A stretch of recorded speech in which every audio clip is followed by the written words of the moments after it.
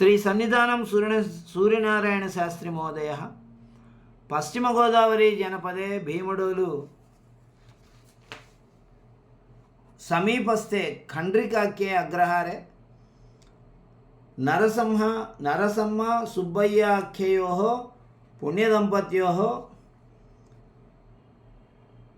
10/12/97 दिनांके समजनि 97/18 संवत्सरे दिनांके समजनि शास्त्री महाशयस्तु लोक प्रसिद्धानां शतावधानिनां श्री वेलूरी शिवराम शास्त्री महोदयानां सविधे चिरिवाड़ ग्रामे रामशब्दादारभ्य महाभाष्य पर्यन्तम् अध्ययनम् अकरोत्। विवेकानन्दः इति पाठः काव्यस्य नाम विवेकानन्दम्। विवेकानन्दम् अधिकृत्य प्रवृत्तमिदं काव्यं विवेकानन्दम्। विवेकानन्दमिति एकं काव्यं रचितवान् सन्निधानं सूर्यनारायण शास्त्री महोदयः। आ काव्यंलो सुमारु 750 श्लोकालु उन्नायि। 707 శ్లోకాలు ఉన్నాయి। ఆ 707 శ్లోకాలతో వివేకానందుడి యొక్క జీవిత చరిత్రను సంగ్రహంగా రచన చేశారు। అందులో నుంచి స్వీకరించబడిండేది ఈ ప్రస్తుత పాఠ్యభాగం। ఆయన యొక్క పరిచయం పశ్చిమ గోదావరి జిల్లాలో భీమడోలు సమీపంలో ఉన్నటువంటి ఖండ్రిక అనేటువంటి అగ్రహారంలో నరసమ్మ సుబ్బయ్య అనేటువంటి దంపతులు ఉండేవారు। వారికి 1897 డిసెంబర్ 10వ తారీఖు నాడు వీరు జన్మించారు, సన్నిధానం సూర్యనారాయణ శాస్త్రి గారు। ఈ శాస్త్రి గారు లోక ప్రసిద్ధి చెందినటువంటి శతావధాని అయినటువంటి వేలూరు శివరామ శాస్త్రి అనేటువంటి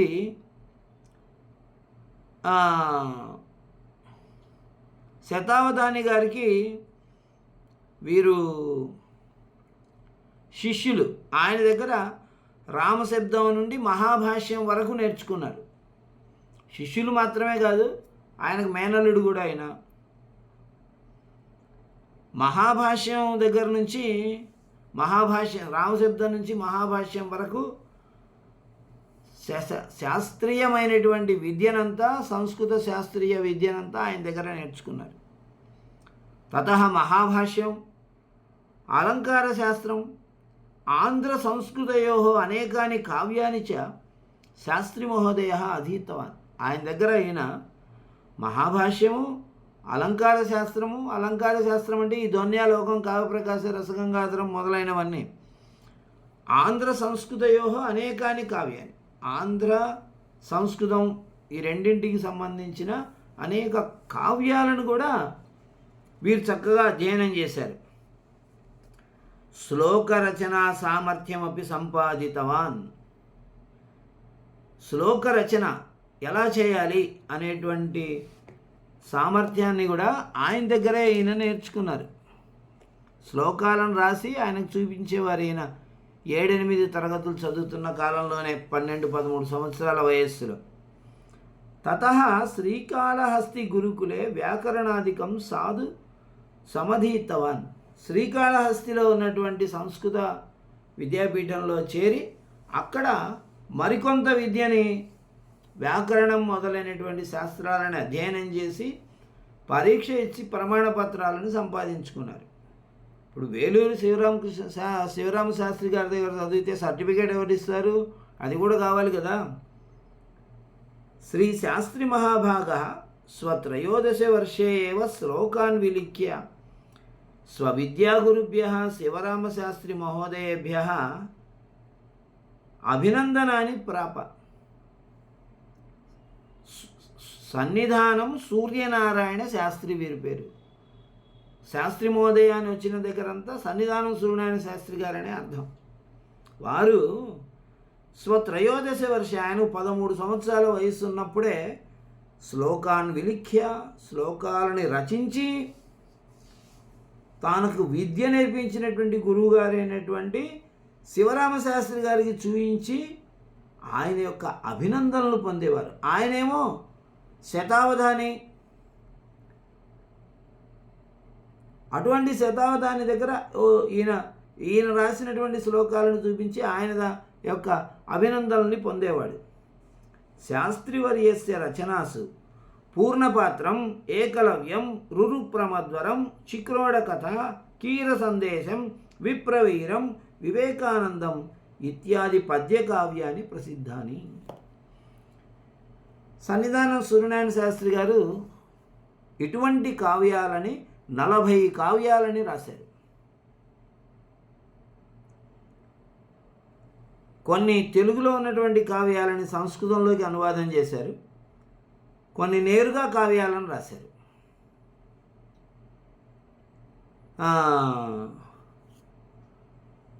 వీరు రాసినటువంటి కావ్యాలలో పూర్ణపాత్రం అనేటువంటి కావ్యం, ఏకలవ్యం అనేటువంటి కావ్యం. ఈ పూర్ణపాత్రంలో రామకృష్ణ పరమహంస గారు బోధించినటువంటి కథలు ఎక్కువగా ఉంటాయి. రామకృష్ణ పరమహంస గారు బోధించినటువంటి కథలను పూర్ణపాత్రం అనేటువంటి పేరుతో చిన్న చిన్న కవితలుగా ఆయన అందులో రచించారు. ఏకలవ్యం, ఏకలవ్యునికి సంబంధించిన కథ. ఏకలవ్యుడి విద్యాభ్యాసం ఎలా చేసి శ్రేష్ఠుడయ్యాడు, ద్రోణాచార్యుడికి ఏ విధంగా దక్షిణ సమర్పించాడనే విషయం ఇందులో ఉంటుంది. గతంలో ఈ ఏకలవ్యం అనేటువంటి పాఠం మనకి పాఠ్యాంశంగా ఉండేది. 96 ఆ ప్రాంతంలో నేను ఇంటర్మీడియట్లో చెప్పాను ఈ పాఠాన్ని, గద్య భాగంలో ఉండేది. రురు ప్రమద్వరం, రురు ప్రమద్వర అనే ఇద్దరు ముని కుమారుల యొక్క రురు అనే ముని కుమారుడు, ప్రమద్వర అని ముని కుమార్తె, వారిద్దరి యొక్క ప్రేమ కథ ఇతివృత్తం ఇందులో చాలా చక్కగా చెప్పబడింది. తర్వాత చిక్రోడ కథ. చిక్రోడం అంటే ఉడత భక్తి అంటాం మన శ్రీరాముడికి ఉడత సహాయం చేసింది అని. ఆ కథ మనకి ఎక్కడా కనపడదు. సంస్కృతంలో వీరు రచించారు. ఒక 50-55 శ్లోకాలతో మొత్తం కథ అంతా పూర్తి చేశారు. అది సంస్కృత పద్యంలోనూ రాశారు, గద్యంలోనూ రాశారు. కీర సందేశం, చిలుక సందేశాన్ని ఇవ్వడం. రుక్మిణి దగ్గర పెంచుకున్న చిలుక కృష్ణుడి దగ్గరికి వెళ్ళి, రుక్మిణి ఈ విధంగా నీ మీద మనసు పడింది, నువ్వు ఆమెను పెళ్లి చేసుకోవాలి, చిన్నప్పటి నుంచి నిన్నే ఆరాధిస్తూ ఉంది అని. రుక్మిణి పెంచుకున్నటువంటి పంచవన్యల చిలుక రుక్మిణికి కృష్ణుడి పట్ల ఎంత అనురాగం ఉందో కృష్ణుడికి వర్ణించి చెప్తుంది. అటువంటి కావ్యం ఇది. విప్రవీరం అనేది ఖడ్గతిక్కన యొక్క కథాంశం. తర్వాత వివేకానందం, ఈరోజు మనం చదువుకుంటున్నటువంటి కావ్యం. వివేకానందుడి యొక్క జీవిత చరిత్ర సంక్షేపంగా, ఆయన ఎప్పుడు జన్మించారు, ఎక్కడ జన్మించారు, విద్యాభ్యాసం ఎలా చేశారు, కళాశాల విద్యాభ్యాసం ఎలా చేశారు, గురువు కోసం ఎలా వెతికారు, రామకృష్ణ పరమహంసతో ఎలా పరిచయం ఏర్పడింది, పరిచయం ఏర్పడ్డ తర్వాత ఆయన ఏ విధంగా ఆధ్యాత్మికతలో ఎదిగారు, మొదలైనటువంటి విశేషాంశాలన్నీ ఇందులో చక్కగా సరళమైన సంస్కృతంలో బోధించారు. ఆంధ్రదేశ్య కావ్యకథా, ఆంధ్ర కావ్యకథా, ప్రభావతీ ప్రద్యుమ్నం, విజయవిలాసం, సారంగధరం ఇత్యాదిని గద్యకావ్యాన్ని చ ప్రసిద్ధాన్ని. ఇప్పటి వరకు మనం చెప్పుకున్నది పద్యకావ్యాలుగా ప్రసిద్ధి చెందే, ఇవి గద్యకావ్యాలు. ఆంధ్రదేశ హాస్య కథా, ఆంధ్రప్రదేశ్లో ప్రసిద్ధి చెందినటువంటి హాస్య కథలు అనేటువంటి పేరుతో ఒక ఇది రాశారు. అది అందులో ఈ తెనాలి రామకృష్ణ కథలు, పరమానందయ్య శిష్యుడి కథలు, ఎవరు పితామహి కథ అని చెప్పేసి పేదరాశి పెద్దమ్మ కథలు, ఇలాంటివన్నీ కూడా అందులో కథలుగా ఉంటాయి మనకి.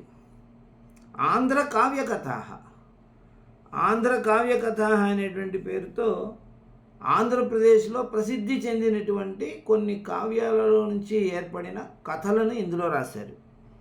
ప్రభావతి ప్రద్యుమ్నం, ఇది మనకి తెలుగులో ప్రసిద్ధి చెందినటువంటి కావ్యం, ఇది గద్యంగా రాశారు.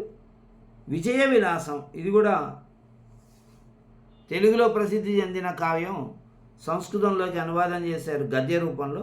సారంగధరం, ఇది కూడా తెలుగులో ప్రసిద్ధి చెందిన కావ్యం, సంస్కృతంలోకి అనువాదం చేశారు గద్య రూపంలో. ఇత్యాదిని గద్య కావ్యాన్ని ప్రసిద్ధాన్ని. విద్యారత్న, ఆజన్మ సిద్ధ కవి ఇత్యాదిని బిరుదాన్ని శాస్త్రివర్యం అలంచక్రు. వారికి ఈ 2 బిరుదాలు ఉన్నాయి. మనం గతంలో చెప్పుకున్నటువంటి పాఠాలలో ఎక్కడ బిరుదాలకు సంబంధించిన విషయం రాలేదు. కాళిదాసుకు సంబంధించి కవికుల గురుహు ఇది సార్థక బిరుదమనో ఏదో వచ్చింది ఒక మాట. అలా వీరికి విద్యారత్న అనేటువంటి బిరుదం ఉంది. ఆజన్మ సిద్ధ కవి, పుట్టుకతో కవి అనేటువంటి బిరుదం కూడా ఈయనకు ఉంది. ఇంకా చాలా బిరుదాలు ఉన్నాయి. ప్రసిద్ధమైనటువంటి ఒక 2 బిరుదాలని ఇక్కడ మనం సూచించడం అనేది జరిగింది. మహానుభావులు వారికి జరగని సన్మానాలు ఏమున్నాయి, వారికి తెలియనటువంటి, వారికి లేనటువంటి బిరుదాలు ఏమున్నాయి. తత్సమ చంద్రిక కావ్యాలంకార సంగ్రహ వివరణం ఇది లక్షణ గ్రంథౌచ శాస్త్రివర్యేణ సంరచితం. తత్సమ చంద్రిక అనేటువంటి ఒక గ్రంథం రాశారు. దాంట్లో తత్సమాలు, తెలుగు సంస్కృతం ద్వారా తెలుగులో ఏర్పడినటువంటి తత్సమ శబ్దాలు ఏమున్నాయో అందులో చక్కగా వివరించారు.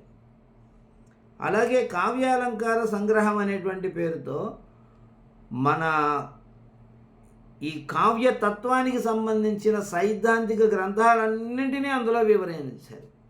కావ్యస్య కారణం, కావ్యస్య స్వరూపం, కావ్యానికి సంబంధించిన అన్ని విశేషాంశాలని అందులో పొందుపరిచారు. కాబట్టి అవి ఎంఏ స్థాయిలో ఇప్పటికీ చాలా విశ్వవిద్యాలయాల్లో తెలుగు ఎంఏ చేస్తున్నటువంటి విద్యార్థులకి పాఠ్యాంశాలుగా ఉండటం అనేది జరిగింది. సాహిత్య జగతి ప్రసిద్ధౌచ శ్రీ శాస్త్రి महाभागः सिकिंदराबाद नगरे राष्ट्रपति मार्गे महबूब कलाशाला उन्नत पाठशालायां आंध्रोपाध्याय रूपेण 1929 30 वर्षाणि यावत् సేవామకరోత్. వీరు సికింద్రాబాద్లో ఉన్నటువంటి రాష్ట్రపతి మార్గం, ఇప్పటికి ఉన్నాయి ఇవన్నీ, నేను వెళ్ళొచ్చాను. 1998 నుంచి 2000 సంవత్సరం, ఈ 2 సంవత్సరాలు ఒక 4-5 సార్లు వెళ్ళొచ్చాను అక్కడికి.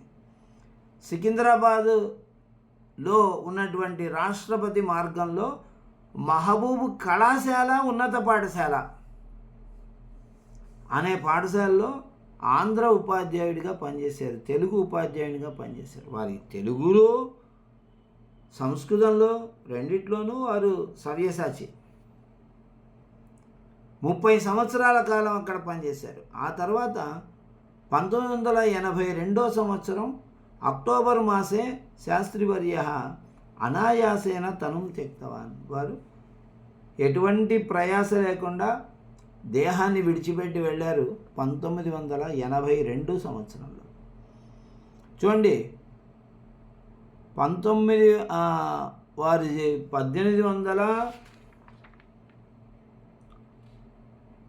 1897లో జన్మించారు.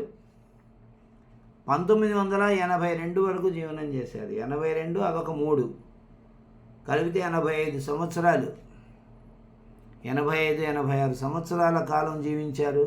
అటువంటి మహానుభావుడు, పండితుడు మన మధ్యలో. సంస్కృతంలో సునాయాసంగా 40 కావ్యాలు రచించారు. ఆ 40 కావ్యాలు పూర్తిగా నా దగ్గర ఉన్నాయి. వివేకానందనామకः ప్రస్తుత పాఠ్యభాగः వివేకానందం నామక పద్యకావ్యాత్ సంగృహీతः. వివేకానంద అనే ఈ ప్రస్తుత పాఠ్యభాగం వివేకానందం అనే పద్యకావ్యం నుండి స్వీకరించబడినవి.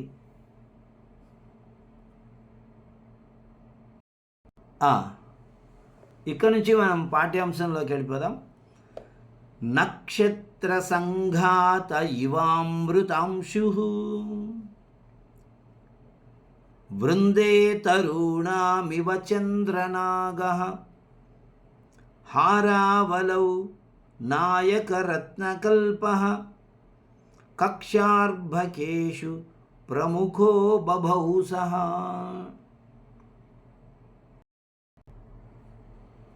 నక్షత్ర సంఘాత ఇవామృతాంశు. నక్షత్ర సంఘాతే నక్షత్రముల సమూహములో అమృతాంశు అమృత కిరణుడైన చంద్రుడు ఇవ వలే. తరుణాం చెట్ల యొక్క వృందే సమూహములో చంద్రనాగః ఇవ చందన వృక్షము ఇవ వలే. నక్షత్రాల సమూహంలో చంద్రుని వలె, వృక్షాల సమూహంలో చందన వృక్షం వలె, హారావలవు నాయకరత్నకల్పః. హారావళి మనం మెడలో ధరించేటువంటి హారాలలో నాయకరత్నకల్పః మణిపూస వలె, మేరుపూస వలె, నాయకరత్నం అయినటువంటి మేరుపూస వలె కక్ష్యార్భకేషు ప్రముఖో బభౌసః. సహా ఆ నరేంద్రుడు కక్ష్యార్భకేషు తరగతిలో ఉండే విద్యార్థులలో పిల్లలలో ప్రముఖః ప్రధానమైన వాడుగా బభౌ వెలిగిపోతూ ఉండేవాడు. చూడండి, శాస్త్రి గారు కాళిదాస్ లాగా ఉపమానాలు ఇచ్చాడు. నక్షత్రాల మధ్య చంద్రుని వలె, చెట్ల సమూహం మధ్య చందన వృక్షం వలె. చెట్లు ఎన్నో ఉంటాయి, వాటికి విలువేముందండి? చందన వృక్షం అనగానే, గంధం చెట్టు అనగానే దానికి ఒక విలువ, దానికి ఒక ప్రత్యేకత, దానికి ఒక చట్టం. దాన్ని మనం కొనాలన్నా అమ్మాలన్నా కూడా చాలా కష్టం. ఒక పద్ధతి ప్రకారం, చట్టం ప్రకారం కొనాలి, చట్టం ప్రకారం తీసుకోవాలి. అటువంటిది చందన వృక్షం. అలా మళ్ళీ మన మెడలో వేసుకొని జపం చేసేటువంటి మాలలో మేరుపూస అని ఒకటి ఉంటుంది. అదే ఆ జపమాలలో నాయక కల్ప, నాయకుడి లాంటిది అది. అటువంటి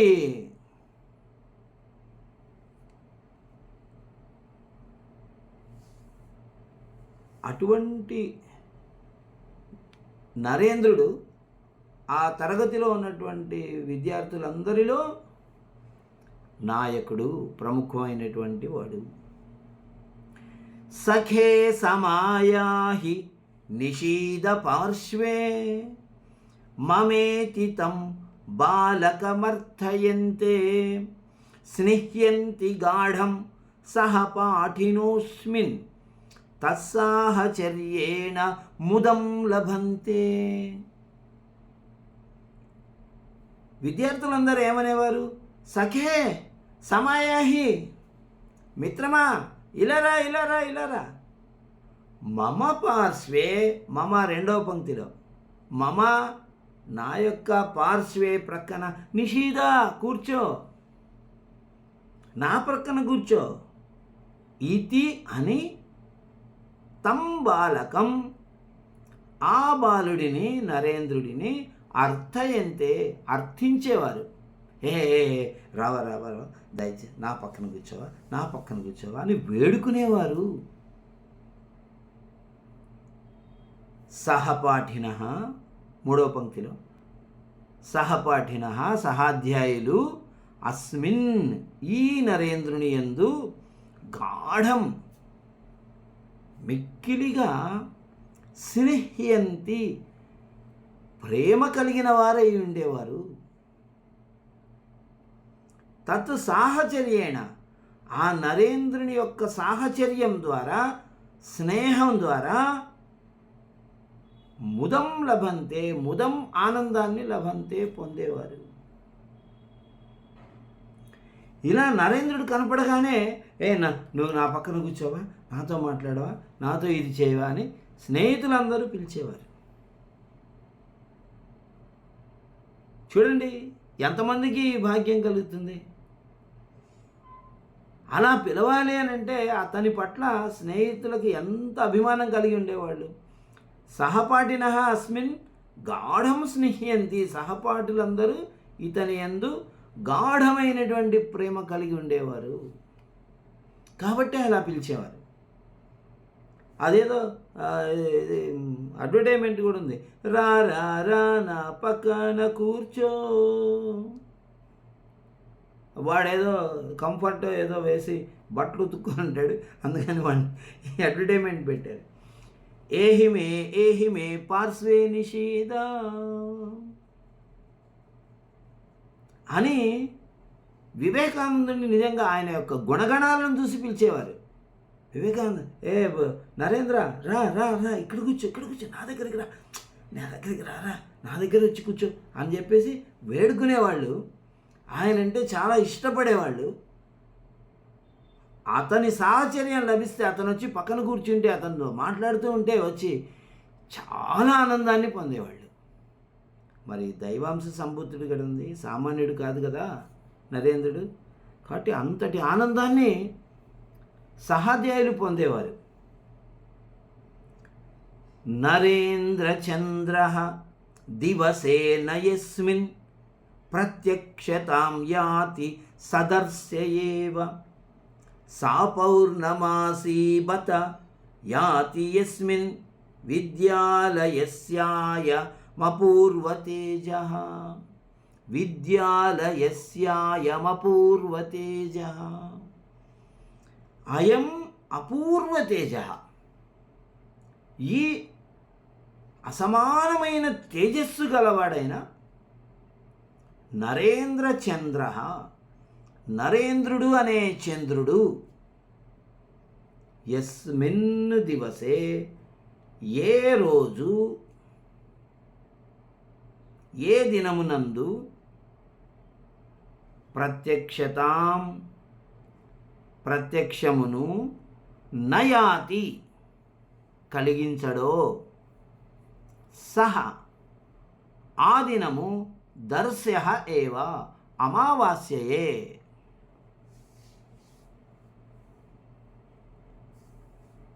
యస్మిన్ మూడో పంక్తి చివరిలో యస్మిన్ ఏ రోజునైతే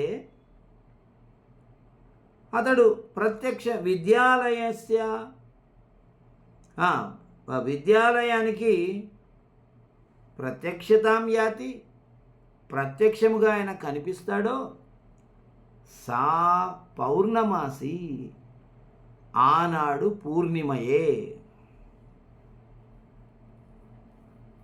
బత ఆహా ఎంత ఆశ్చర్యకరమైన విషయం ఏమండి. విద్యాలయస్యాస్య అస్య విద్యాలయస్య ఇతని విద్యాలయానికి ఎప్పుడు పూర్ణిమ ఎప్పుడు అమావాస్య? పంచాంగంలో చెప్పిన పూర్ణిమ పంచాంగంలో చెప్పిండేది అమావాస్య కాదు.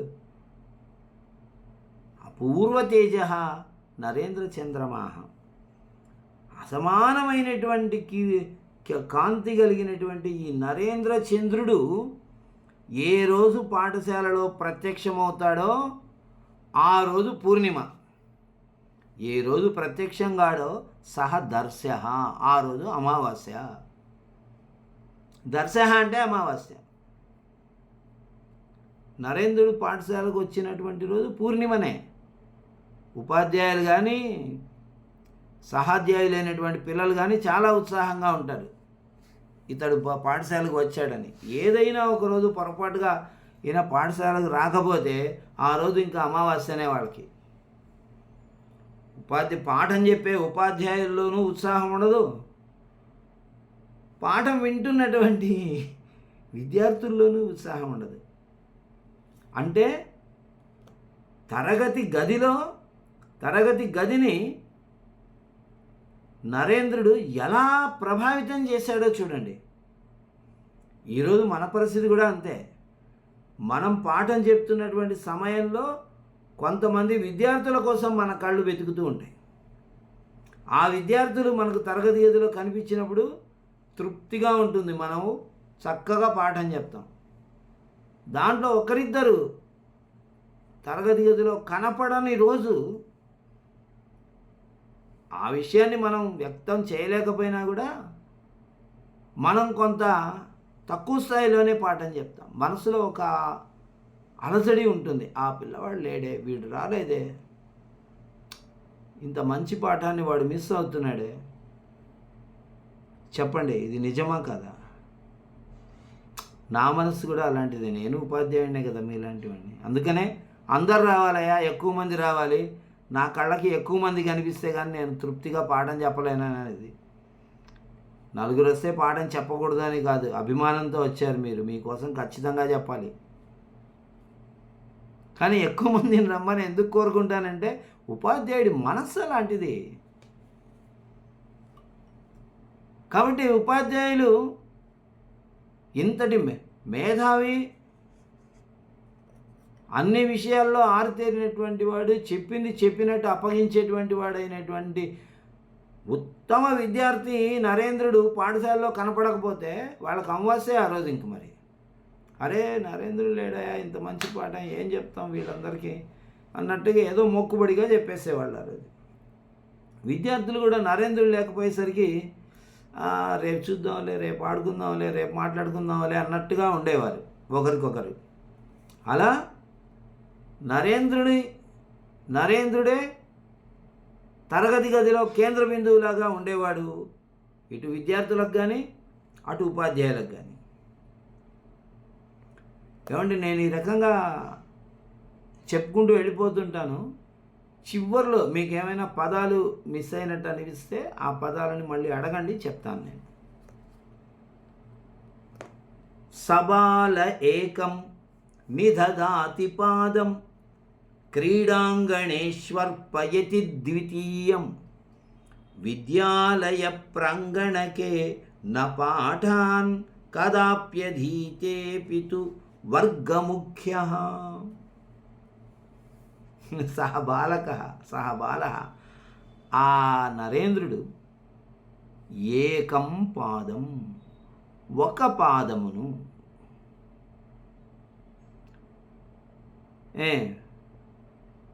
ఒక పాదమును, విద్యాలయ ప్రాంగణకే, విద్యాలయం యొక్క ప్రాంగణంలో నిదధాతి పెడతాడు, ఒక అడుగు ఇక్కడ పెడతాడు. ద్వితీయం రెండవ పాదాన్ని క్రీడాంగణేషు ఆట స్థలాలలో అర్పిస్తాడు. ఒక కాలు విద్యాలయంలో, ఒక కాలు క్రీడాంగణంలో పెట్టి ఉంటాడు ఈయన మహానుభావుడు. కదాపి చతుర్థ పంక్తిలో కదాపి ఎప్పుడు కూడా పాఠములను న అధీతే అధ్యయనం చేసేవాడు కాదు, అపితు అయినప్పటికీ వర్గముఖ్య తరగతిలో మొదటివాడు, క్లాస్ ఫస్ట్. ఏమండి ఈయన ఎలా వెళ్ళేవాడు పాఠశాలకి అంటే చాలా అల్లరివాడు నరేంద్రుడు. ఒక కాలు తరగతి గదిలో పెడితే ఒక కాలు క్రీడాంగణంలో పెట్టిండేవాడు. ఎప్పుడు మాటికి ఈయన అక్కడికి పోవడం, పిలిపించుకోవడం, అలా ఉండేది. ఈ పాఠం చదువు, ఆ పాఠం అంటే పుస్తకాలు తీసుకొని ఇట్లా చదువుకుంటూ కూర్చోవడం, రాసుకుంటూ ఎప్పుడూ చేసేవాడు కాదు. కదాపి పాఠాన్ న అధీతే, ఎప్పుడు పాఠాలను అధ్యయనం చేసేవాడు కాదు. కానీ వర్గముఖ్య, తరగతిలో మొదటివాడు మాత్రం ఇతనే. ఏ పాఠం అడిగినా, ఏ పరీక్ష రాసినా, ఏమి జరిగినా కూడా ఇతనే మొదటివాడు. కొంతమంది విద్యార్థులు అట్లా ఉంటారు. ఉపాధ్యాయుడు చెబుతున్నటువంటి సమయంలో ఎదురుగా కూర్చొని విన్నటువంటి విద్యార్థి ధన్యుడు. వాడికి పాఠం అర్థమైనంత అందంగా, ఆ తర్వాత ఏమైనా 30 గైడ్లు దగ్గర పెట్టుకొని విన్నా, ట్యూషన్కి వెళ్ళినా, ఇంకో చోటికి వెళ్ళినా కూడా వాడికి అర్థం కాదు. ఒక్కడే కూర్చొని ఉపాధ్యాయుడు ఎదురుగా పాఠం చెప్పించుకున్నాడంటే అస్సలు అర్థం కాదు. 10 మంది మధ్యలో కూర్చొని పాఠం వింటేనే పాఠం అనేది అర్థమవుతుంది. అది శాస్త్రీయమైన మానసికత. అది అటువంటి లక్షణం వివేకానందుడికి ఉంది. ఒకసారి గురువుగారు చెప్పిండేది విన్నారంటే అయిపోయింది, అంతే. ఇక మళ్ళీ చదువుకోవాల్సిన అవసరం లేదు. చెప్పబోయా ఇది అంటే టకటక టకటక చెప్పేసేవాడు, రాయబోయా అంటే టకటక రాసేసేవాడు. కాబట్టి దాన్ని 10 సార్లు చదువుకొని వచ్చినటువంటి విద్యార్థి కంటే ఇతడు చక్కగా చెప్పేవాడు. ఏమండి, ఈ విషయం ఈనాటి విద్యార్థులకు ఎంత చక్కగా ఉపయోగపడుతుంది. నిన్ను 10 మంది విద్యార్థులు ఇలా అభిమానిస్తున్నారా? రా నా పక్కన కూర్చో అంటున్నా. అక్కడ ఎవరు లేకపోయినా కూడా ఇక్కడ వాడు ఉన్నాడు కానీ నువ్వు వెళ్ళి ఇంకో చోట కూర్చో అంటారు.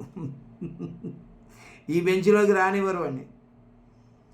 అక్కడికి వెళ్ళి కూర్చుంటే వాడు లేదురా ఇక్కడ వాడు బయటికి వెళ్ళాడు, వస్తాడు, ఇప్పుడు నువ్వు పో, వెనక్కి కూర్చోపో అని చెప్పేసి ఒక విద్యార్థిని అందరూ తరిమేస్తారు. నిజంగా మంచి విద్యార్థి, మంచి లక్షణాలు గలవాడు, చదువుకునేవాడు, ఉపాధ్యాయుడి మాట వినేవాడు లాంటి విద్యార్థి ఎవరైనా ఉన్నారంటే ఈరోజు తరగతి గదిలో వాడికి స్నేహితులే ఉండరు. ఆ రోజు వివేకానందుడిని సహాధ్యాయులు అభిమానిస్తున్నారంటే సహాధ్యాయులు ఎలాంటి వాళ్ళు? అసలు సహాధ్యాయుల యొక్క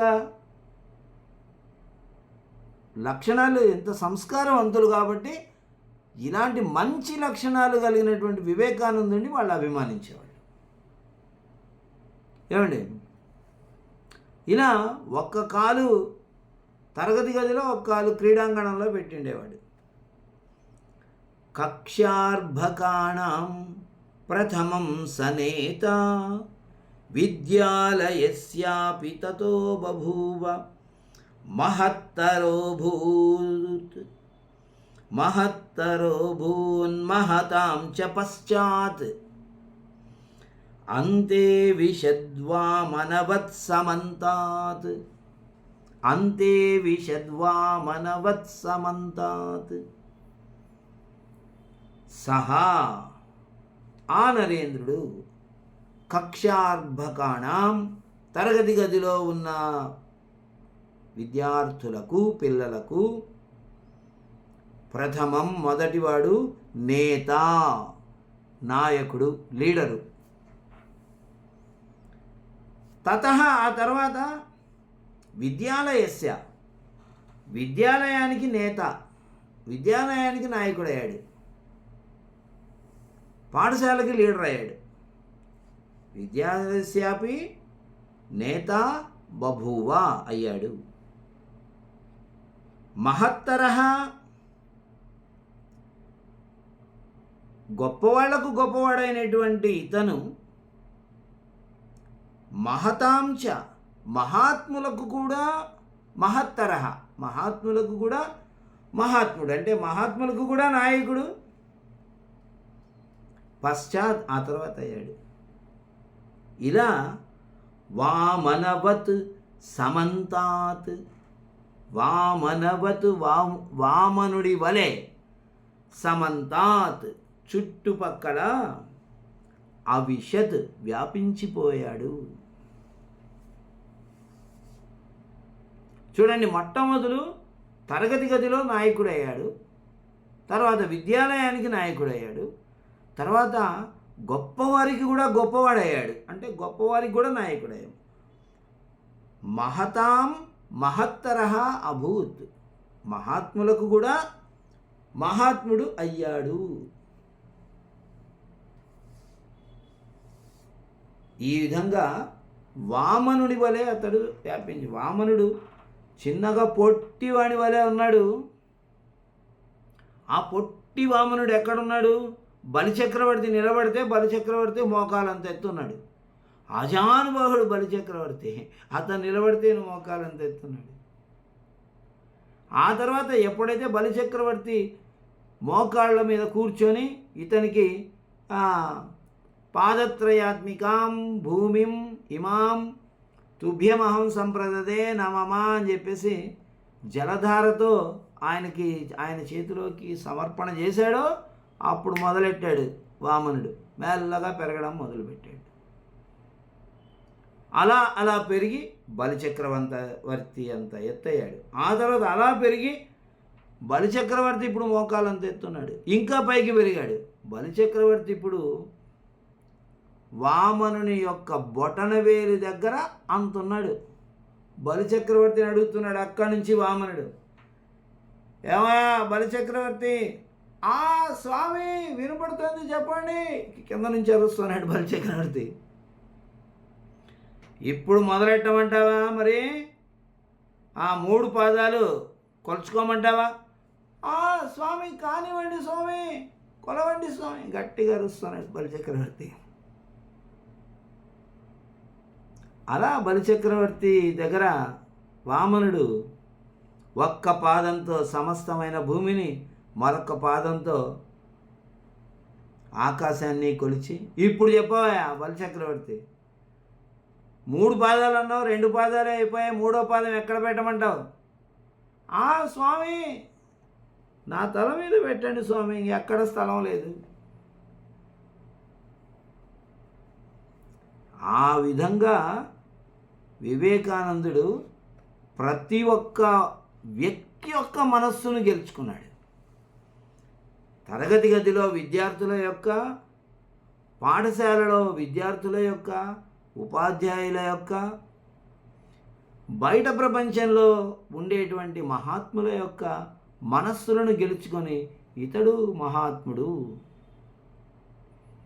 ఇతడు నాయకుడిగా ఉండదగినవాడు, ఇతని నేతృత్వంలో మనం ప్రయాణం చేయాలి, ఇతని మార్గదర్శకత్వంలో మనం ఉండాలి, అప్పుడు మనం కూడా గొప్పగా ఉంటాము, నాయన మాకు మార్గదర్శనం చేయి నువ్వు నాయకుడిగా ఉండి అని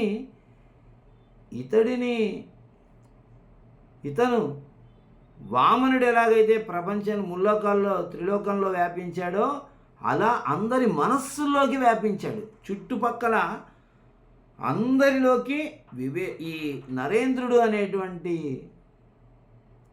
ఒక గొప్ప వ్యక్తి తన గుణాలతో అందరినీ వ్యాపించేశాడు. ఆ రకంగా నరేంద్రుడు ప్రసిద్ధుడయ్యాడు. బాల్యంలోనే, చిన్న వయస్సులోనే గొప్ప కీర్తిని తెచ్చుకున్నాడు. అప్పుడు ఏమనుకున్నారు ఇతన్ని చూసి అందరూ? క్వక్షీరకంఠ శిశురేష ఈదృక్ అచంచలాచ క్వ సమాధినిష్ఠా ఔత్తానపాది కిమవాప్త జన్మ కిం భ్రష్టయోగో యమితీడితోసౌ. క్షీరకంఠ పాల గొంతు గలవాడు అయిన శిశురేష చిన్న పిల్లవాడితడు. క్వా ఎక్కడ? పాలగొంతు గల ఈ చిన్న పిల్లవాడెక్కడ? ఈదృక్ ఈ విధమైన అచంచల ఏకాగ్రత కలిగినటువంటి సమాధినిష్ట,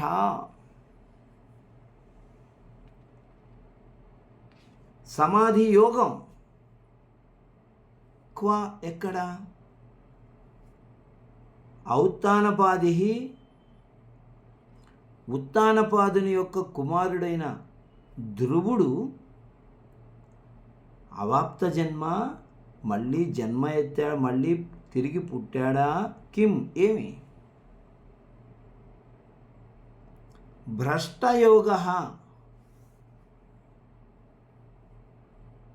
నశించిన యోగము కలవాడైన అయం ఇతడు నశించిన యోగము కలవాడా ఇతడు, కిం ఏమి ఇతి అని అసౌ ఇతడు ఈడిత పొగడబడుతూ ఉండేవాడు. ప్రజలందరూ ఇతని గురించి ఏమనుకుంటేవాడు, క్షీరకంఠ ఇప్పుడిప్పుడే పాలు తాగుతున్నటువంటి శిశువు, క్షీరకంఠ కంఠంలో పాలు గలవాడు. అంత చిన్న శిశువు, పాలు తాగే శిశువు ఎంత చిన్నదో అంత చిన్న శిశువు ఎక్కడా, సమాధినిష్ట ఎక్కడ? సమాధినిష్ట అంటే యోగము, అది కేవలం ఇలా కూర్చొని చేసేటువంటి యోగం కాదు. ఇలా కూర్చొని చేసేటువంటి సమయంలో ఆ శ్వాసక్రియ జరుగుతూ ఉంటే ఈ లోకాన్ని మరిచిపోయి వెళ్ళిపోతారు వాళ్ళు. విగలిత వేద్యాంతరం ఆనందం. చుట్టుపక్కల ఏమి జరుగుతున్నదో వాళ్ళకు తెలియదు. చెవులు వినపడవు, పెద్ద పెద్ద మైకులు పెట్టి అరచినా చప్పట్లు కొట్టినా ఎదురుగా ఏం జరుగుతున్నా కూడా తెలియదు. కళ్ళు అలా మూసుకొని ఉంటారు, చెవులకు ఏమీ వినపడదు. శరీరం పైన పాములు పాకినా కూడా ఆ స్పర్శ వాళ్ళకు తెలియదు. అటువంటి విగలితం వేద్యాంతరం, వేరే ఒక జ్ఞానము లేకుండా పోతుంది ఆ సమయంలో. అది సమాధినిష్ట. చిన్న పిల్లలు కుదటగా ఒక చోట కూర్చోరా అంటే అది సాధ్యం కాని పని వాళ్ళకి.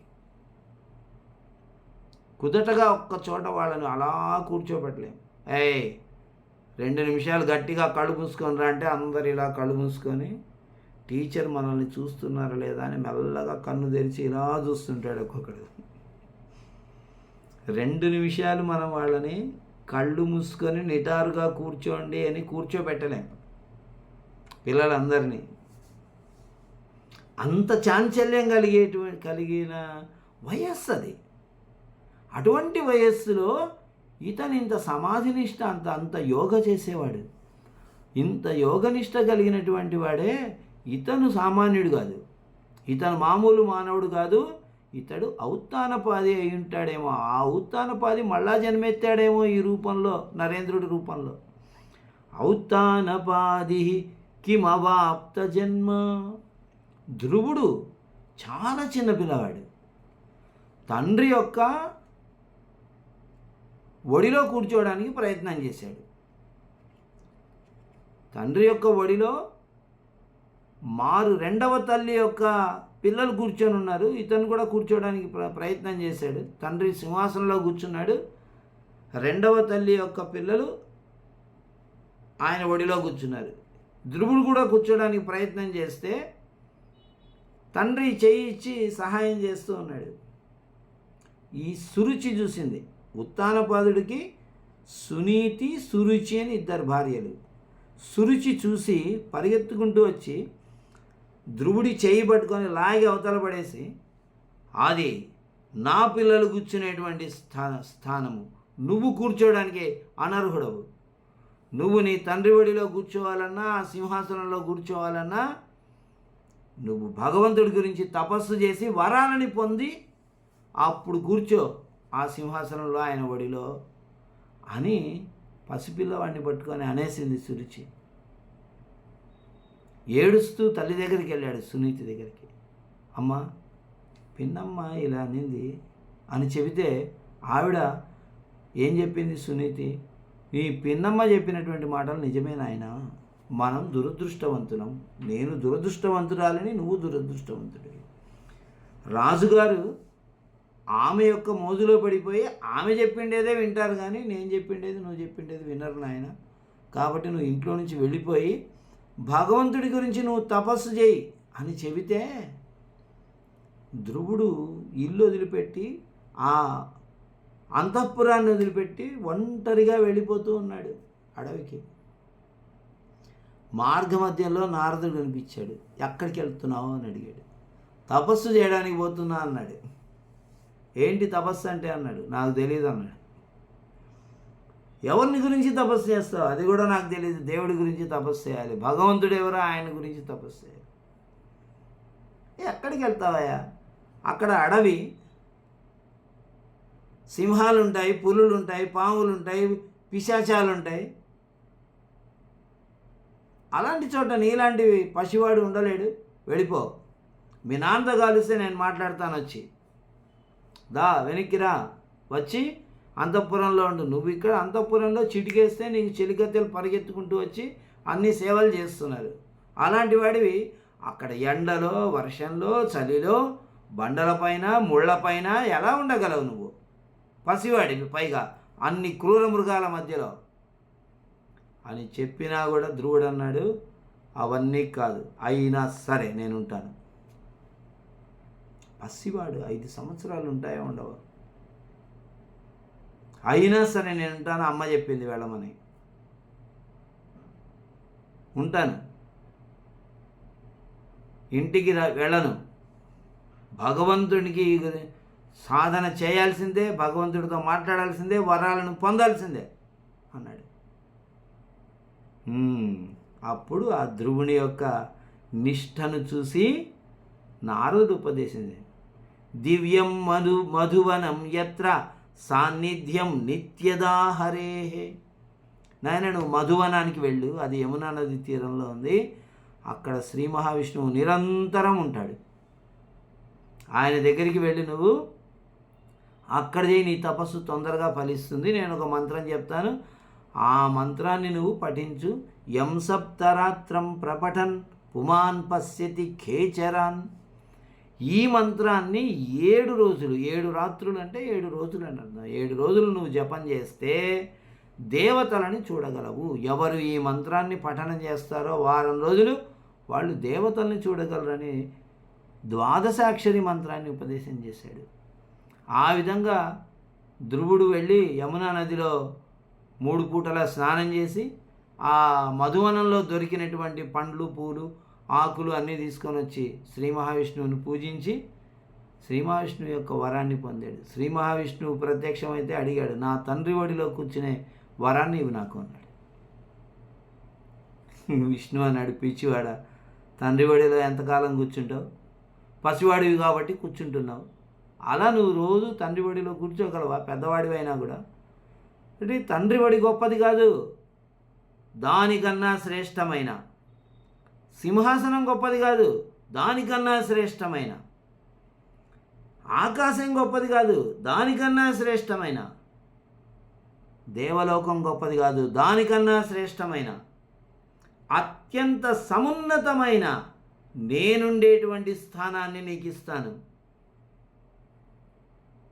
అక్కడ నీవు ఉండవయా అని లోకంలో అత్యంత సమున్నతమైనటువంటి స్థానంలో ధ్రువుణ్ణి తీసుకెళ్ళి ఉంచేశాడు. అంతటి సాధన చేశాడు చిన్న పసి వయస్సులో ధ్రువుడు. అందుకనే ఇక్కడ అంటున్నాడు, ఔత్తానపాది, ఉత్తానపాదుని కుమారుడు ఉత్తానపాదస్య అపత్యం పుమాన్ ఔత్తానపాది. ఆ ధ్రువుడు మళ్ళీ జన్మ ఎత్తాడా ఏమిటి అన్నట్లుగా ఈ వివేకానందుడు అనిపించేటువంటి వాడు. భ్రష్టయోగ, ఒక వ్యక్తి ఒక సాధన చేస్తూ చేస్తూ చేస్తూ ఆ సాధన పూర్తి కాకుండానే పోయాడనుకోండి, అతడు భ్రష్టయోగ. భగవద్గీత 6వ అధ్యాయం బహుశా 41వ శ్లోకం.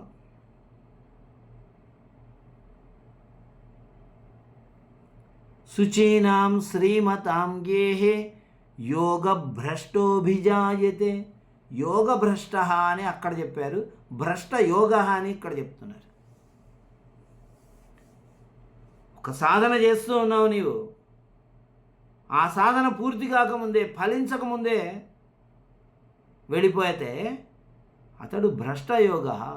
అతడు ఎక్కడ జన్మిస్తాడు? శుచీనాం శ్రీమతాం గేహే. శుచీనాం పవిత్రులైనటువంటి శ్రీమతాం. శ్రీమతం అంటే శ్రీమంతులు, ధనవంతులు అని అర్థం కాదు. శ్రీకరమైన గుణములు కలవారు. శ్రీకరమైన గుణములు కలిగినటువంటి వ్యక్తుల యొక్క కుటుంబంలో జన్మిస్తాడు ఆ వ్యక్తి. కాబట్టి మనము మన యొక్క గుణగణాలని, మన యొక్క చరిత్రని సంరక్షించుకుంటే మన ఇంట్లో అలాంటి మహాత్ములు పుడతారు. ఏమండి, ఒక కాళిదాసు, ఒక భవభూతో, ఒక వ్యాస మహర్షి, ఒక వాల్మీకో ఇప్పుడు పుట్టరా? పుడతారు.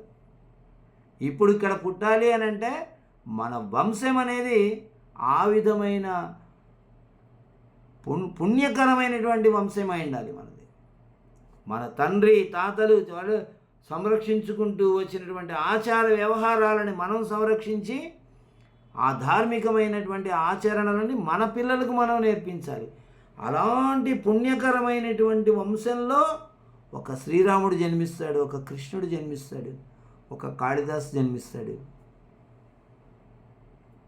ఒక యుగ పురుషుడు జన్మిస్తాడు. కాబట్టి అలాంటి భ్రష్ట యోగ అలాంటి శుచికర పుణ్య దంపతులకు జన్మిస్తారు. అలా ఈయన గత జన్మలో ఎంత సాధన చేసి యోగ భ్రష్టుడయ్యాడో ఇప్పుడు ఇక్కడ జన్మించాడు అని ఆయన గురించి అనుకుంటూ ఉండేవారట. కిం యోగ భ్రష్టయోగ అయం ఇతడు భ్రష్టయోగ, సాధన చేసి భ్రష్టుడైనటువంటి వాడా ఇప్పుడు జన్మించాడు. ఇతి అసౌ ఇతను ఈడిత చెప్పబడుతూ ఉండేవాడు, అందరి చేత పొగడబడుతుండేవాడు. రూపేణ శీలేన మనోహరేణ ప్రహర్షయామాస శిశుస్స సర్వాన్ సంజాతమాత్రం కుసుమం సుగంధేన ఆహ్లాదయత్యేవ హి కేతకస్య మొగలి యొక్క కుసుమం పుష్పము స్వగంధేన తన యొక్క పరిమళము చేత ఆహ్లాదయతి అందరినీ సంతోషపరుస్తుంది హి కదా. కేతకం మొగలి పువ్వు ఈ మధ్య కనపడటమే లేదు. మొగలి పువ్వు అంటే చాలామందికి తెలిసే ఉంటుంది, కావ్యాల్లో చదివి ఉంటారు. కళ్ళారా చూశాను, చిన్నప్పుడు మా ఇంటి చుట్టూ చాలా చెట్లు ఉండేవి కూడా. ఆ మొగలి పువ్వు యొక్క పరిమళం పుట్టగానే అది పరిమళం అనేది వెదజల్లుతుంది, అందరినీ సంతోషపరుస్తుంది. ఆ విధంగా ఇతను రూపేణ రూపము చేత, శీలేన అతని యొక్క ప్రవర్తన చేత, మనోహరేణ అందరి మనస్సులను హరించేటువంటి అందమైన రూపేణ రూపము చేత, శీలేన ప్రవర్తన చేత, సహా శిశువు ఆ శిశువు ఆ నరేంద్రుడు బాలుడు సర్వాన్ అందరినీ ప్రహర్షయామాస ఆనందపరిచెను. కేతకస్య మొగలి యొక్క కుసుమం పుష్పము సంజాత మాత్రం పుట్టిన మాత్రము చేతనే, పుట్టిన వెంటనే, స్వగంధేన తన యొక్క పరిమళము చేత, సర్వాన్ అందరిని ఆహ్లాదయత్యేవ సంతోషపరుస్తుంది కదా, హీ కదా. అలా ఏ విధంగా మొగలి పువ్వు పుట్టినంత మాత్రమున తన యొక్క పరిమళాల చేత అందరినీ సంతోషపరుస్తుందో, వివేకానందుడు తన యొక్క రూపము చేత, తన యొక్క శీలము చేత అందరినీ సంతోషపరిచేవాడు. అందరినీ ఆకట్టుకునేంత మనోహరమైన రూపం కూడా ఉంది ఆయనకి.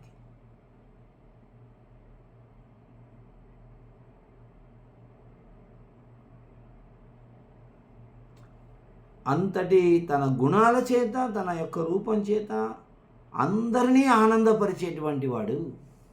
విద్యార్థులని, ఉపాధ్యాయులని, ఇతరులని, వివేకానందుడితో ఎవరెవరికి అనుబంధం కలిగి ఉందో వాళ్ళందరినీ కూడా ఆయన సంతోషపరిచేటువంటి వాడు. అంతటి ఉన్నతమైన గుణాలు కలవాడు. స్వశైశవేనోన్నత పాఠశాలాం త్యక్త్వా నరేంద్రః సహ యౌవనేన విద్యాలయం ప్రాప మహాంతమన్యత్ విద్యాలయం ప్రాప మహాంతమన్యం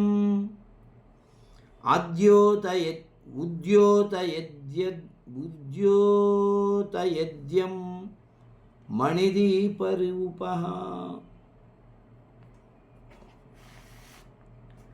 స్వశైశవేన తన యొక్క శైశవం, పసితనం, చిన్నతనంలో విద్యాలయంలో ఉన్నాడు. ఒక్క నిమిషం. ఏంటండి శ్లోకం? స్వశైశవే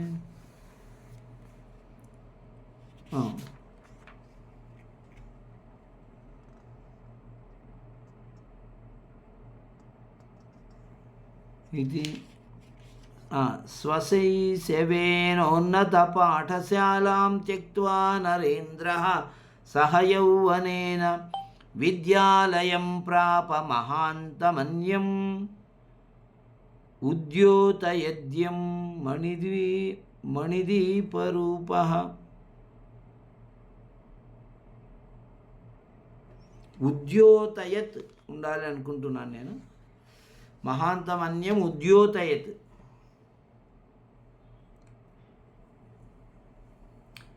స్వశైశవేన తన బాల్యముతో సహా, తన బాల్యముతో ఉన్నత పాఠశాలను త్యక్త్వా వదిలేసి యౌవనేన సహ యౌవనముతో కూడినవాడై అన్యం మరొకటి అయిన మహాంతం విద్యాలయం, మహావిద్యాలయం అంటే కళాశాల, మహాంతం గొప్పదైన విద్యాలయమును ప్రాప పొందెను. మణిదీపరూపః మణిదీపము వలె రూపము కలిగిన వాడైన ఈ నరేంద్రుడు ఉద్యోతయం ఆ విద్యాలయమును ఉద్యోతయత్ వెలిగించెను.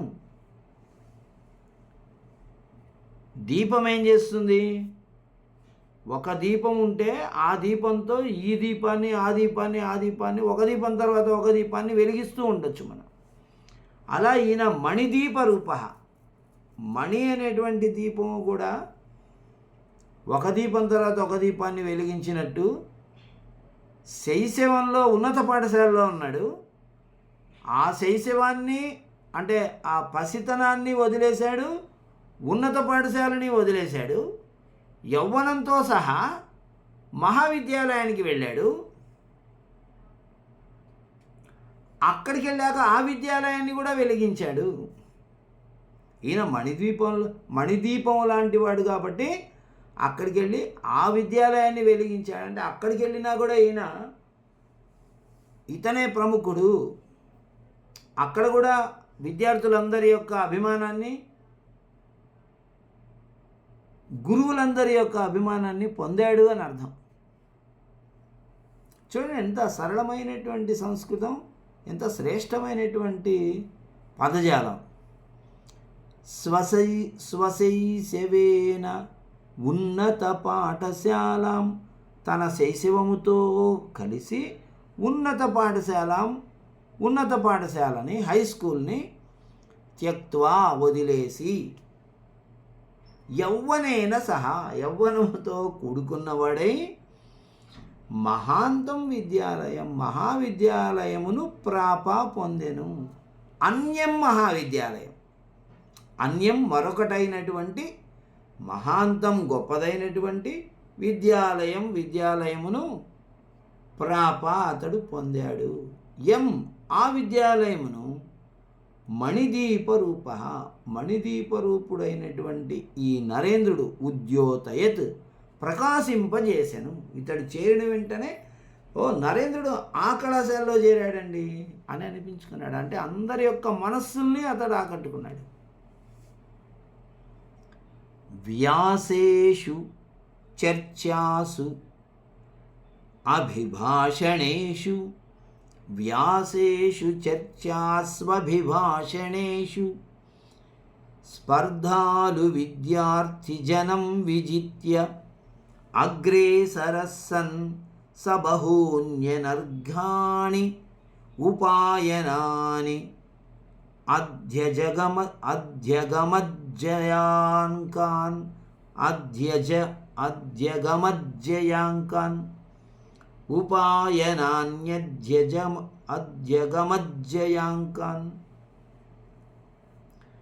వ్యాసేషు వ్యాసరచన పోటీలు, చర్చాస్ డిబేట్స్, అభిభాషణేషు వక్తృత్వ పోటీలు. ఏమైనా పెట్టండి, ఇప్పుడు మనం ఇవన్నీ పెడుతూ ఉన్నాం. అభిభాషణం ఎలక్యూషన్స్, చర్చాస్ డిబేట్స్, వ్యాసరచన పోటీలు ఎస్సే రైటింగ్, ఏవి పెట్టినా కూడా స్పర్ధాలు విద్యార్థి జనం, స్పర్ధాలు పోటీ పడుతున్నటువంటి విద్యార్థులను విజిత్య జయించి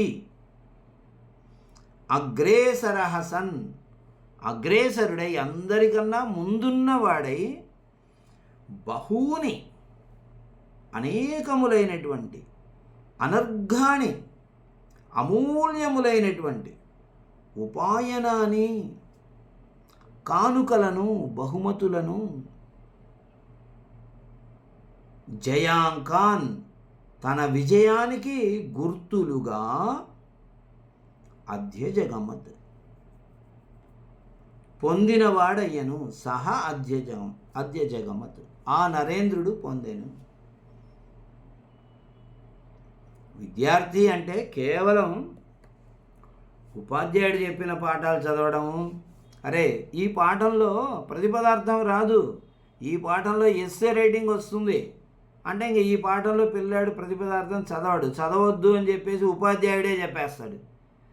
ఈ పాఠంలో ప్రతిపదార్థాలు చదువుతావు ఎందుకురా, ఒక పదం అర్థం కాకపోతే ఏమైంది నీకు? ప్రతిపదార్థాలు ఇందులో కాదు, అందులో కూడా పుష్పం గుర్తున్నటువంటి వాటికే, ఇంక నువ్వు చదవక్కర్లే.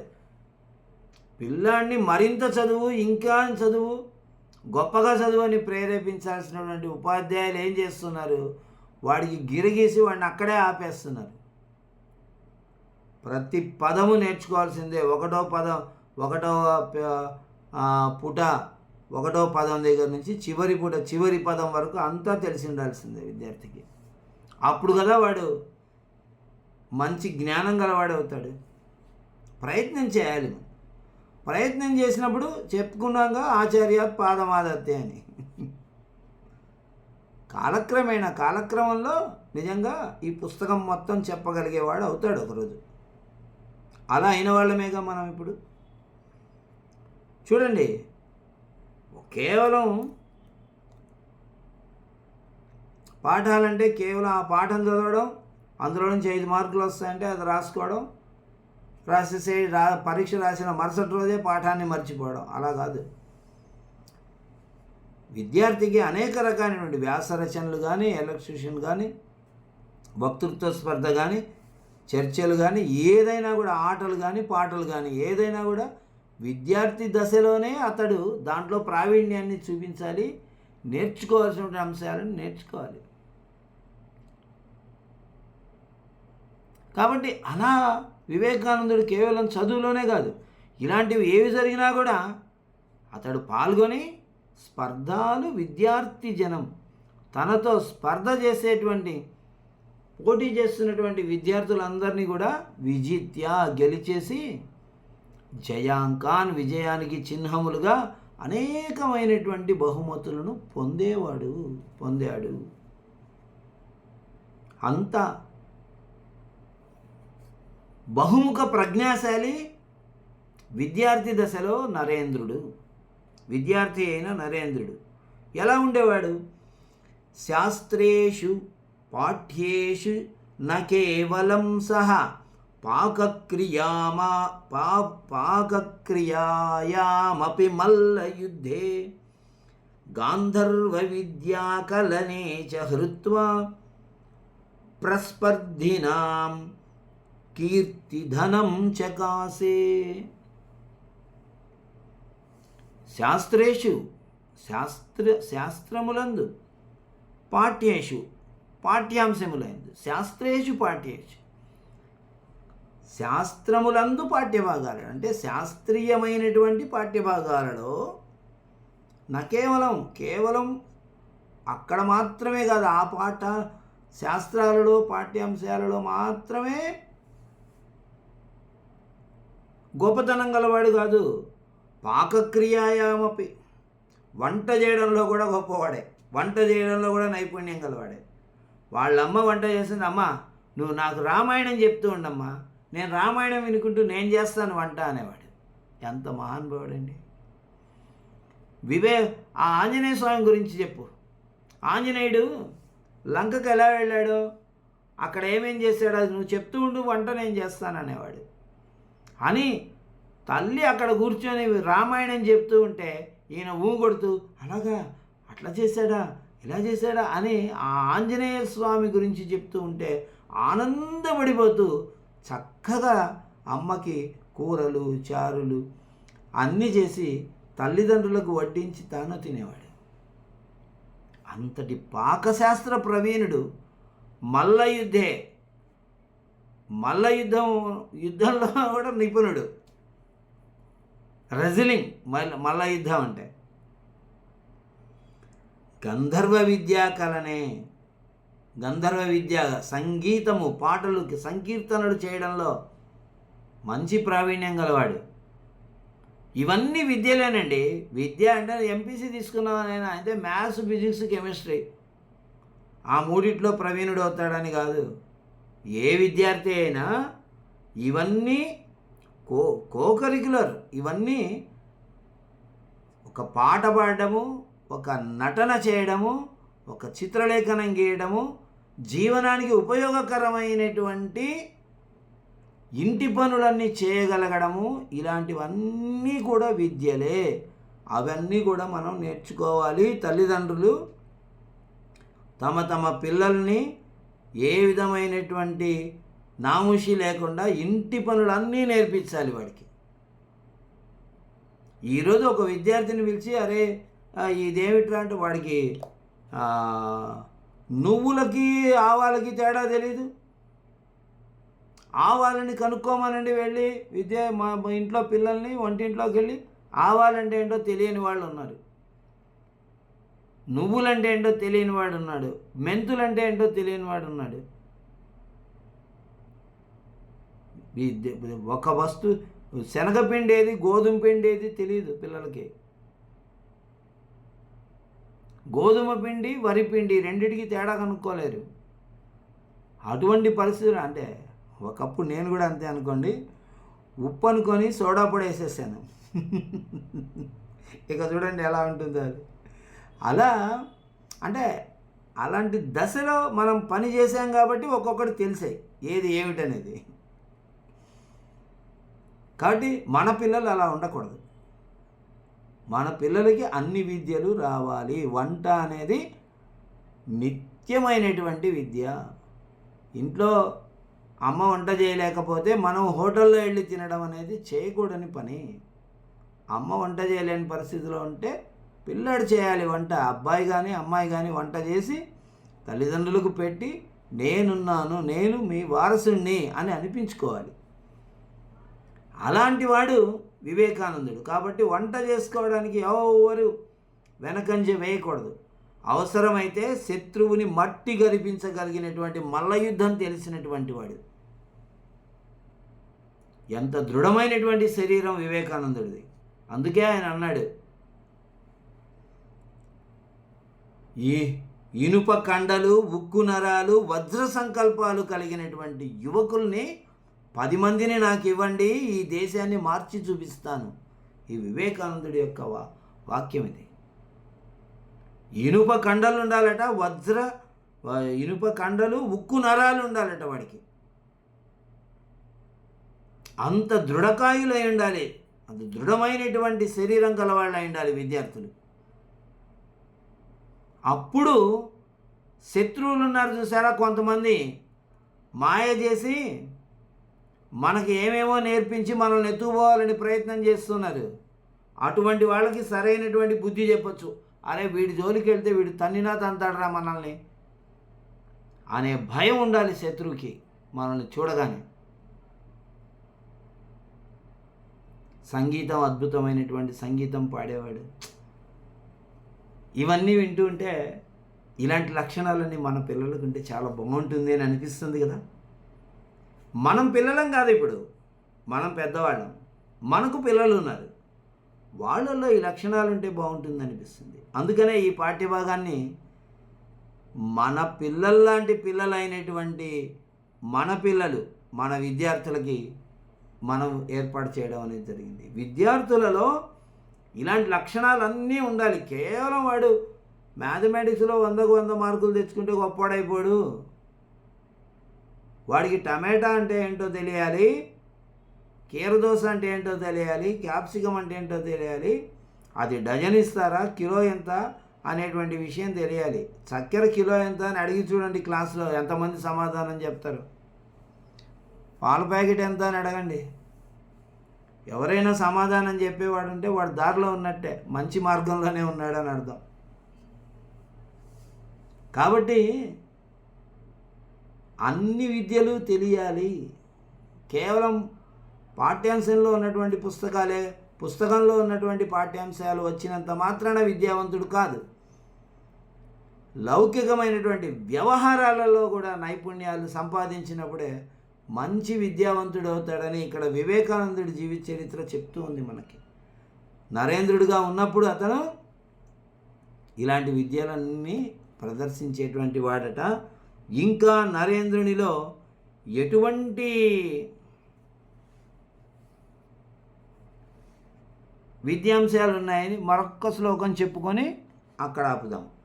తం ప్రేక్ష్యమల్లం ప్రతిమల్లయేతి పశ్చాత్పదం ఖిన్నతనుస్సుదూరం పికస్సమాకర్ణ్య తదీయగానం త్రపాప్తమూకవ్రతదీక్షిత స్యాత్. తం ప్రేక్ష్యమల్లం ప్రతిమల్లయేతి పశ్చాత్పదః ఖిన్నతనుస్సుదూరం. తం మల్లం, మల్లం మల్లయోధుడైనటువంటి తం ఆ నరేంద్రుణ్ణి ప్రేక్ష చూసి, ప్రతిమల్లః అతనితో గతంలో మల్ల యుద్ధం చేసినటువంటి వాడు, ఖిన్నతనుహు శరీరము అలసిపోయినటువంటి వాడై, బాధించబడిన శరీరం గలవాడై, పశ్చాత్పదః వెనకడుగు వేసినటువంటి వాడై, సుదూరం చాలా దూరంగా ఏతి వెళ్ళిపోతున్నాడు. పికః కోకిల తదీయ గానం నరేంద్రుని యొక్క గీతమును సమాకర్ణ్య విని త్రపాప్త మూకవ్రత దీక్షిత, త్రపా సిగ్గుచేత, ఆప్త పొందబడినటువంటి, మూకవ్రత దీక్షిత మూకవ్రతాన్ని దీక్షగా తీసుకున్నదిగా స్యాత్ అవుతూ ఉన్నది. నరేంద్రుడు పాడినటువంటి పాట వింటే కోకిల మౌనవ్రతాన్ని తీసేసుకుంటుందట. మూకవ్రత దీక్షిత, మూకవ్రతాన్ని దీక్షగా తీసుకొని అక్కడి నుంచి ఇంకా కుయ్యకుండా నోరు మూసుకొని ఉండిపోతుందట. అమ్మో, నాకంటే గొప్పగా ఎంత అందంగా పాడుతున్నాడు, అతను అంత అందంగా పాడుతున్నప్పుడు నేను పాడానంటే సిగ్గుపోతుంది నాకు అని చెప్పేసి త్రపాప్త సిగ్గుచేత పొందినటువంటి దీక్ష చూడండి. అలాగే ఇతన్ని చూశాడంటే దూరం నుంచి ప్రతిమల్లః ఇతనితో గతంలో యుద్ధం చేసినటువంటి మల్లుడు సుదూరం యాతి, చాలా దూరంగా పోతున్నాడంటే పారిపోతున్నాడని అర్థం. పశ్చాత్పదః వెనకంజ వేసినటువంటి వీరుడికి వెనకంజ వేయడం అనేటువంటిది ఒక మైనస్, ఒక లోపం కదా. కాబట్టి అతడు తాను వీరుడు అనేటువంటి విషయాన్ని మర్చిపోయి వెనకంజ వేసి దూరంగా పారిపోతున్నాడట. ఈ నరేంద్రుని, అమ్మో ఈ నరేంద్రుడికి వస్తున్నాడు, మళ్ళీ తంతాడేమో ఇతను అని ఖిన్నతను, దుఃఖము గల శరీరం గలవాడై, అవన్నీ గుర్తొస్తున్నాయి, ఇంతకుముందు తన్నినవన్నీ, పారిపోతున్నాడు. అంతటి మల్ల యుద్ధ నిపుణుడు, ఇంతటి సంగీత నిపుణుడు, మల్లులను పరిగెత్తించేంత మల్లయుద్ధం తెలిసినవాడు, కోకిలలని నోరు మూపించేంత గొప్ప సంగీతం తెలిసినటువంటి వాడు. ఇలాంటివన్నీ కదా విద్యార్థి యొక్క లక్షణాలు. ఇంకా నరేంద్రుని యందు ఎలాంటి ఉత్తమ విద్యార్థి లక్షణాలు ఉండేవి, అవి అందరినీ ఎలా ఆనందపరుస్తూ ఉండేవి అనేటువంటి విశేషాంశాలని రేపటి పాఠంలో చెప్పుకుందాం. ప్రస్పర్ధినాం, తనతో పోటీ పడుతున్న వారి యొక్క కీర్తి అనేటువంటి ధనాన్ని హృత్వా, హరించి, చకాసే, ప్రకాశించేటువంటి వాడు. ధన్యవాదాలు. శాస్త్రేషు పాఠేషు న కేవలం, శాస్త్రీయమైనటువంటి పాఠాలలో మాత్రమే కాదు, పాకక్రియాయాం మల్లయుద్ధే, వంటలో పాకక్రియందు, మల్లయుద్ధమునందు, గాంధర్వ విద్యాకలనే, సంగీత విద్యలో కూడా అతడు నైపుణ్యం కలిగి ఉండి, ప్రస్పర్ధినాం, స్పర్ధించే, పోటీ పడేటువంటి వారి యొక్క కీర్తిధనం, వారి యొక్క కీర్తి అనేటువంటిది, వాడికి అప్పటికే వీడు బాగా పాడతాడు, వీడు ఇంతకుముందు ప్రైజులు పొందినవాడైనటువంటి కీర్తి ఉన్నప్పటికీ వాళ్ళ యొక్క కీర్తి ధనాన్ని హృత్వా, హరించి, చకాసే, ప్రకాశించేటువంటి వాడు. అస్తువా? ఓకే, ధన్యవాదాలు.